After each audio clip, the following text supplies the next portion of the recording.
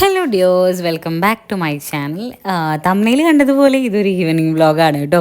അപ്പോൾ ഞാനും വിശാഖും ഞങ്ങളുടെ 2 ഫ്രണ്ട്സും കൂടി വിശാഖിന് ചെക്കപ്പിന് പോവാണ്. അപ്പോൾ നമ്മൾ പകൽ പോയി ടെസ്റ്റിന് ബ്ലഡൊക്കെ കൊടുത്തിട്ടുണ്ടായിരുന്നു. അപ്പോൾ അതിന് റിസൾട്ട് ഡോക്ടറെ കാണിക്കണം. കാരണം വിശാഖ് വീണ്ടും ടയർഡാവുന്നു, എനിക്ക് തോന്നുന്നു കുറച്ചുകൂടി കൂടുതലാവും. മഞ്ഞപ്പിത്തം അങ്ങനെയാണല്ലോ, കൂടിയിട്ടല്ലേ കുറയാം. ഇതാട്ടോ നമ്മൾ കഴിഞ്ഞ വീഡിയോയിൽ പറഞ്ഞില്ലേ, ഞങ്ങൾ രാത്രി ചായ കുടിക്കാൻ പോകുന്ന സ്ഥലം ഇതാണ്. അത് നല്ല ഭംഗിയില്ലേ നൈറ്റിൽ കാണാൻ, ലൈറ്റൊക്കെ ഇട്ടിട്ട്. ഞങ്ങൾ അവസാനം ഹോസ്പിറ്റലിൽ എത്തിയിട്ട് ഞങ്ങൾ ആദ്യം പോയിട്ട് ലാബ് റിപ്പോർട്ടൊക്കെ മേടിച്ചു കേട്ടോ. അപ്പോൾ നമ്മൾ സംശയിച്ചതുപോലെ തന്നെ കൗണ്ട് കൂടിയിട്ടുണ്ട്. 2500 ഒക്കെ ആയിട്ടുണ്ട് കൗണ്ട്. അതിൻ്റേതായ ലക്ഷണങ്ങൾ ശരീരത്തിൽ കാണുന്നുണ്ട്. ഫുൾ മഞ്ഞയാണ് ആൾ, കണ്ണും ബോഡിയൊക്കെ. പിന്നെ പൊതുവെ കുറച്ചൊരു ഫെയർ സ്കിൻ ടോൺ ആയതുകൊണ്ട് പെട്ടെന്ന് ഇത് വിസിബിൾ ആവുകയും ചെയ്യും. അങ്ങനെ ഞങ്ങൾ ഡോക്ടറെ കാണാൻ വേണ്ടി വെയിറ്റ് ചെയ്ത് നിൽക്കുകയാണ്. അതിനിടയ്ക്കുള്ള ഗോഷ്ഠികളാണ് ഇതിൽ കാണുന്നത്. എനിക്ക് ഒറ്റപ്പുരി കേട്ടോ പൊക്കാൻ പറ്റുള്ളൂ. വിശാഖനാണെങ്കിൽ 2 പുരികും ഇങ്ങനെ ഒന്ന് താഴെയും ഒന്ന് മേലെയായിട്ട് ഇങ്ങനെ പൊക്കാൻ പറ്റും. അപ്പോൾ ഞാനത് കാണിക്കാൻ പറഞ്ഞപ്പോൾ കാണിക്കുന്നതാണ്. കണ്ടില്ലേ, നല്ല ഭംഗിയില്ലേ ഇങ്ങനെ കാണിക്കുന്നതാണ്. ഞാൻ ശ്രമിക്കാറുണ്ട്, പക്ഷെ എനിക്കിതുവരെ പറ്റിയിട്ടില്ല. കണ്ടോ, വിശാഖിൻ്റെ കണ്ണിലെ മഞ്ഞ കളർ നോക്കിയതിൽ അത്രത്തോളം വിസിബിൾ ആവുന്നുണ്ടെന്ന് എനിക്കറിയില്ല. അങ്ങനെ ഞങ്ങൾ ഡോക്ടറെ കണ്ടു, ഞങ്ങൾ ഇറങ്ങി. പിന്നെ ഡോക്ടർ കുറേ കാര്യങ്ങൾ പറഞ്ഞു കേട്ടോ. അതായത് ഭക്ഷണത്തിൻ്റെ കാര്യം, നോർമലി നമുക്ക് ഈ എണ്ണയും അതുപോലെ തന്നെ മധുരവും അതുപോലെ തന്നെ ഈ വറുത്തതും പൊരിച്ചതും ഒഴിവാക്കിയാൽ മതി. തീരെ ഉപ്പിടാതൊക്കെ ഭക്ഷണം അങ്ങനെ കഴിക്കണം എന്നൊന്നും പറഞ്ഞില്ല കേട്ടോ.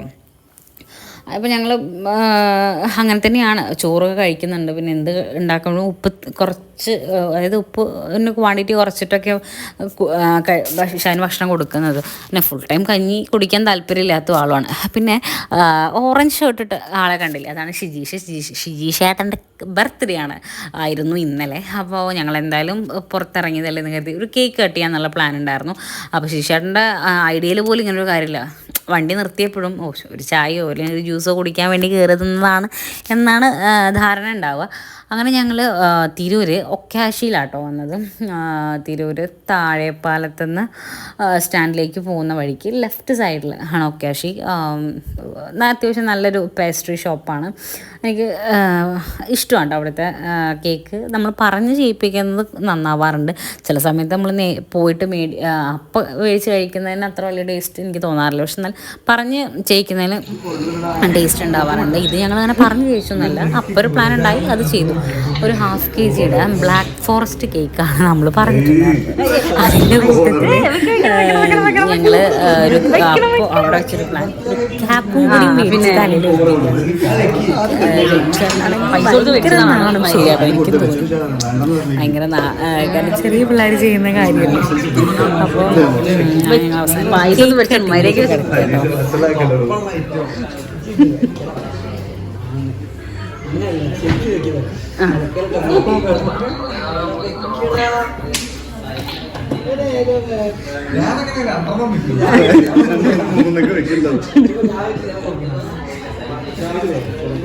വെച്ചോക്ക് നിൽത്തട്ടാ.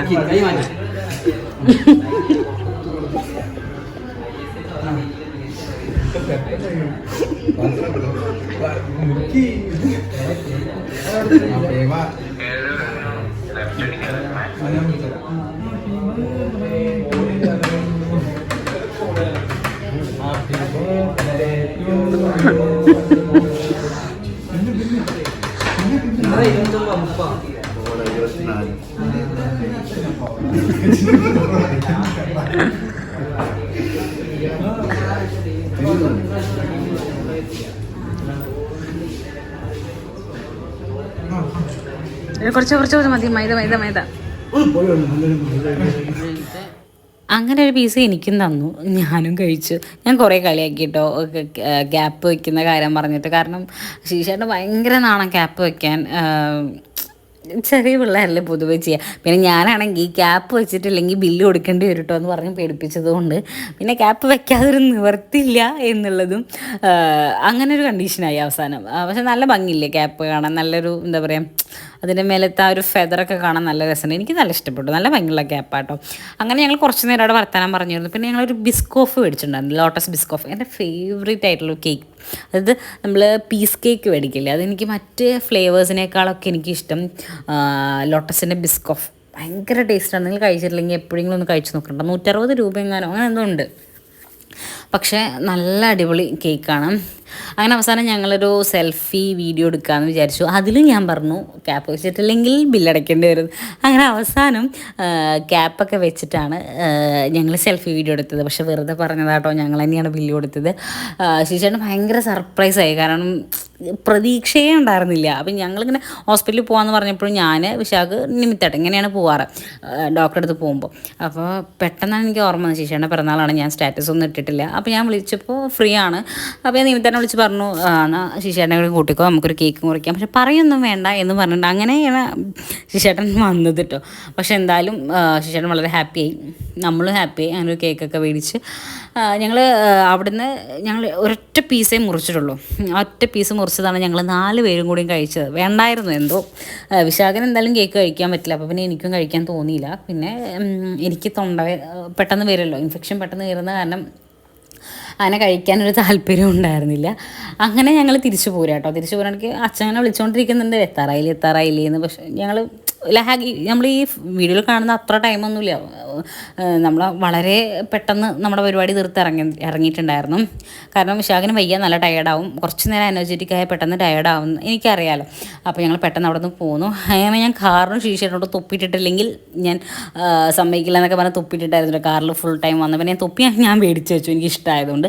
അങ്ങനെ ഞങ്ങൾ ലേറ്റായിട്ട് എത്തി. അങ്ങനെ വിശാഖിന് ചെറുപയർ കഞ്ഞി അമ്മ ഉണ്ടാക്കി വെച്ചിട്ടുണ്ടായിരുന്നു, അത് ഞങ്ങൾ കൊടുത്ത് വിശാഖ് മേലേക്ക് കിടക്കാൻ പോയിട്ടോ. പിന്നെ ചൂടുവെള്ളം ഞാൻ തിളപ്പിച്ചിട്ട് ആറിയെടുക്കാൻ കുറച്ച് സമയം എടുത്തു. എന്നിട്ട് നമുക്ക് ഗ്ലാസിൻ്റെ ജഗ് ആയതുകൊണ്ട് ചൂടുവെള്ളം ഒഴിച്ച് ചിലപ്പോൾ പൊട്ടുമെന്ന് വിചാരിച്ചിട്ട് ഞാനത് ആറ്റിയിട്ടാണ് മേലേക്ക് കൊണ്ടുപോയത്. അങ്ങനെ ഞാൻ വന്നപ്പോഴത്തേക്കും വിശാഖ് കിടന്നിരുന്നു. എനിക്ക് താഴെ കുറച്ച് ചെറിയ പണികളുണ്ടായി, കാരണം വെള്ളം ചൂടാക്കി അത് ആറ്റി ജയിലൊക്കെ ആക്കിയിട്ടാണ് ഞാൻ വന്നത്.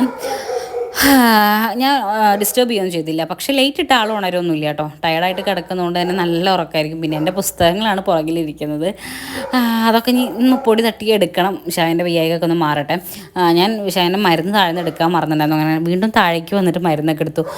ഞാൻ പോവാണ്. പിന്നെ എൻ്റെ കുറച്ച് മരുന്നുകളും എൻ്റെ ഡെയിലി റൊട്ടീനൊക്കെ കംപ്ലീറ്റ് ആക്കാനുണ്ട്. കാരണം ആദ്യം ഞാൻ വയ്യെങ്കിൽ എൻ്റെ വയ്യാത്ത കാര്യങ്ങളൊക്കെ നോക്കിയിരുന്ന ആൾ വിശാഖാണ്. അപ്പോൾ അവൻ സൈഡായതോടുകൂടി ഞാൻ എന്നെ തന്നെ നോക്കണം. പിന്നെ ഇത് നമ്മുടെ കല്യാണത്തിന് കിട്ടിയ കുറേ ഫ്രെയിംസ് ആട്ടോ.